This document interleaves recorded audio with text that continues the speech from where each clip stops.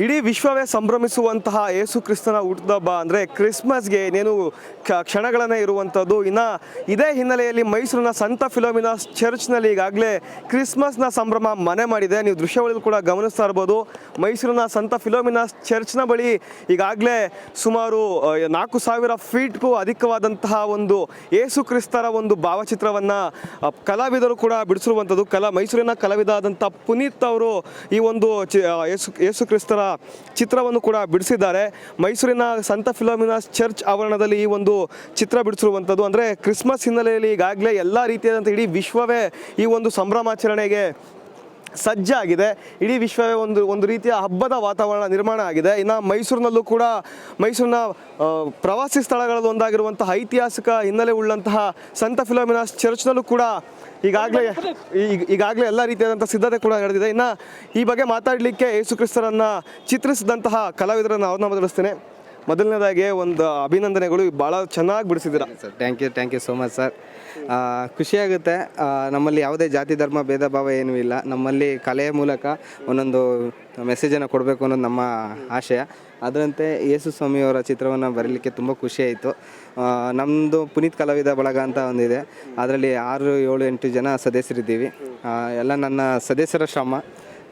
ಎಷ್ಟು ಜನ ಸೇರಿ ಈ ಒಂದು ಚಿತ್ರವನ್ನು ಬಿಡಿಸಿದ್ರಿ? ಒಂದು 8 ಜನ ಸೇರಿ ಮಾಡಿದ್ವಿ ಸರ್. ನೈಟ್ ಪೂರ್ತಿ ಮಾಡಿದ್ವಿ. ಈಗ ಬೆಳಿಗ್ಗೆ 9 ಗಂಟೆಲಿ ಮುಗೀತು ಸರ್. ಅಂದರೆ ಯಾವುದ್ರಲ್ಲಿ ಬಿಡಿಸಿದ್ರಾ, ಹೇಗೆ ಇದು ಅಂತ? ಸರ್, ಇದು ಸಂಪೂರ್ಣವಾಗಿ ರಂಗೋಲಿಯಲ್ಲಿ ಮಾಡಿರೋದು. ಹೆಚ್ಚು ಕಮ್ಮಿ 23ರಿಂದ 25 ಮೂಟೆ ರಂಗೋಲಿ ತೊಗೊಂತು. ನಿನ್ನೆ 9-10 ಗಂಟೆಗೆ ಸ್ಟಾರ್ಟ್ ಮಾಡಿದ್ವಿ. ಅದು ಕಂಟಿನ್ಯೂಸ್ ಹಿಡಿಯಿತು. ಹಾಗೆಯೇ ನೀವೇ ನೋಡಿದ್ದೀರ ರಿಸಲ್ಟು.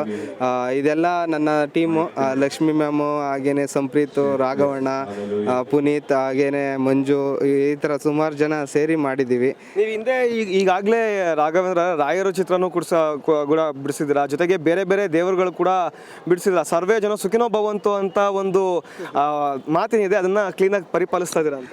ಖಂಡಿತ ಸರ್. ಯಾಕೆಂತಂದರೆ ನಮ್ಮಲ್ಲಿ ಏನು ಟ್ಯಾಲೆಂಟ್ ಇದೆ ಅದನ್ನ ಒಳ್ಳೆ ರೀತಿ ಯೂಸ್ ಮಾಡಬೇಕು. ಅದರಲ್ಲಿ ಒಳ್ಳೊಳ್ಳೆ ಪರ್ಸನ್ಗಳನ್ನ ಮಾಡಬೇಕು ಅನ್ನೋದು ನಮ್ಮ ಧ್ಯೇಯ.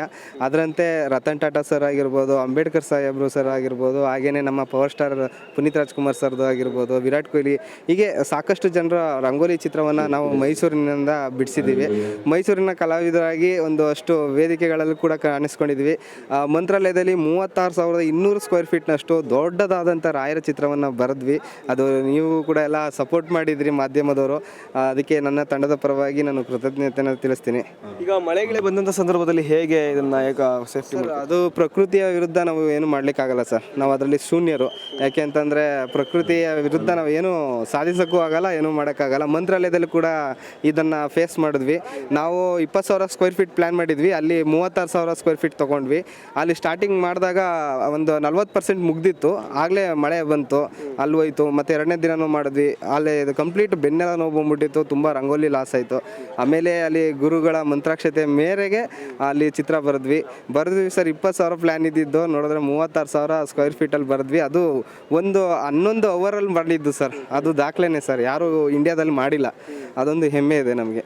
ಓಕೆ, ಒಟ್ಟಾರೆ ಈಗ ಸಾಕಷ್ಟು ಈ ಕ್ರಿಸ್ಮಸ್ ಹಬ್ಬದ ಪ್ರಯುಕ್ತ ಸಾಕಷ್ಟು ಲಕ್ಷಾಂತರ ಜನ ಈ ಒಂದು ಚರ್ಚ್ಗೆ ವಿಸಿಟ್ ಕೊಡ್ತಾರೆ. ಎಲ್ಲರೂ ಕೂಡ ನಿಮ್ಮ ಕಲೆನ ನೋಡಿ ಖುಷಿ ಪಡ್ತಾರೆ. ಖುಷಿ ಆಗುತ್ತಾ? ಖಂಡಿತ ಸರ್. ನಮಗೆ ಅದೇ ಒಂದು ಖುಷಿ. ನೀವೇ ಎಷ್ಟು ಖುಷಿಯಿಂದ ಹೇಳ್ತಾ ಇದ್ದೀರಾ. ನಮ್ಗೆ ಆ ಒಂದು ರಿಸಲ್ಟ್ ಬೇಕು. ನಾವು ಹಾರ್ಡ್ ವರ್ಕ್ ಮಾಡ್ತೀವಿ. ನೈಟ್ ಪೂರ್ತಿ ಯಾರೂ ನಿದ್ದೆ ಮಾಡಲ್ಲ. ನಾವು ಅಷ್ಟು ಹಾರ್ಡ್ ವರ್ಕ್ ಮಾಡಿ ಒಂದು ರಿಸಲ್ಟ್ನ ತಂದಿದ್ದೀವಿ. ಇದು ನನ್ನಿಂದ ಅಲ್ಲ ಸರ್. ನಂದೇನಿದ್ರು ಔಟ್ಲೈನ್ ಹಾಕಿ ಒಂದು ಇದು ಮಾಡ್ತೀನಿ. ಎಲ್ಲ ನನ್ನ ಟೀಮ್ ಅವರು ಅಷ್ಟು ಸ್ಟ್ರಗಲ್ ಆಗಿ ವರ್ಕ್ ಮಾಡ್ತಾರೆ. ಆಮೇಲೆ ಫಾದರ್ ಕೂಡ ನಮಗೆ ಒಳ್ಳೆ ಆಪರ್ಚುನಿಟಿ ಕೊಟ್ಟರು. ನಾವು ಬಂದು ಅಪ್ರೋಚ್ ಮಾಡಿದಾಗ ಒಪ್ಕೊಂಡ್ರು. ಸಾಕಷ್ಟು ಖುಷಿ ಆಯಿತು. ಸೊ ಹಾಗೆಯೇ ಎಲ್ಲ ಸಮಸ್ತ ನಾಡಿನ ಜನತೆಗೆ ಹಾಗೂ ಎಲ್ಲ ಜನರಿಗೆ ಕ್ರಿಸ್ಮಸ್ ಹಬ್ಬದ ಹಾರ್ದಿಕ ಶುಭಾಶಯಗಳು ಹಾಗೂ ಹೊಸ ವರ್ಷದ ಹಾರ್ದಿಕ ಶುಭಾಶಯಗಳು. Thank you sir. ಸೊ ಇವಿಷ್ಟು ಕಲಾವಿದ ಪುನೀತ್ ರವರ ಮಾತಾಗಿರುವಂಥದ್ದು. ಕ್ಯಾಮ್ರಾ ಪರ್ಸನ್ ಸತೀಶ್ ಜೊತೆ ಚಂದನ್ ಬಲರಾಮ್, ಇಂಡಿಯನ್ ಟಿವಿ, ಮೈಸೂರು.